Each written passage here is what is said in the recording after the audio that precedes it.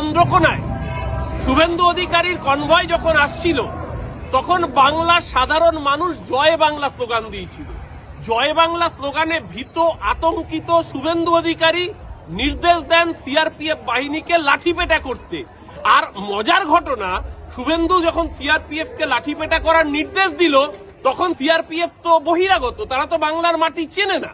তারা এমন লোককে লাঠিপেটা করলো যে আবার বিজেপির মন্ডলের সবচেয়ে বড় পুরনো নেতা, বিজেপির চন্দ্রকোনার নেতা গৌতম কৌরি, তাকে সিআরপিএফ লাথি মারলো, চর মারলো, লাঠিপেটা করে নির্মম ভাবে রাস্তার ধারে পিটিয়ে শুইয়ে দিল সিআরপিএফ শুভেন্দুর নিরাপত্তা রক্ষী বাহিনীতে থাকা। এই বাংলা বিরোধী শুভেন্দু একটা স্লোগান সামলাতে পারে না, এ আবার রাজ্য সামলাবে, বড় বড় ডায়লগ দেয়। দ্বারকাক যতই ময়ূরের পালক লাগাক, দ্বারকাক দিনের শেষে কাকই থাকে, কাক ময়ূরের পালক লাগালে ময়ূর হয় না।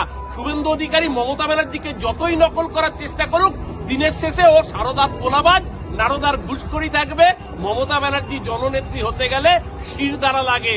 যে চুরি থেকে জেলে যাওয়ার ভয়ে শিরদাঁড়া বন্দুক দিয়ে বিজেপিতে যায়, সে কখনো জননেতা হতে পারে না। আজকে তাই প্রাণ ভয়ে কিনা জানি না, নাকি সস্তার টিআরপি করার জন্য, কারণও এখন দেখা যাচ্ছে লড়াইতে শ্রমিক ভট্টাচার্য বাহিনীর কাছে পিছিয়ে পড়ছে। দিলীপ ঘোষ আবার ফিরে আসছে, শুভেন্দু পেছোচ্ছে। তার জন্য নিজের সস্তার টিআরপি বাড়াতে নতুন নাটক করতে চন্দ্রকোনা ফাঁড়ি আউটপোস্টে গিয়ে সস্তার মিডিয়ার নাটক করছে। বাংলার মানুষ আসল চেহারাটা ভিডিওর মাধ্যমে ইতিমধ্যেই দেখে নিয়েছে। উল্টে শুভেন্দু সিআরপিএফ বাহিনী যাকে পেটালো, সে বিজেপির সবচেয়ে পুরনো মন্ডলের নেতা গৌতম কৌর।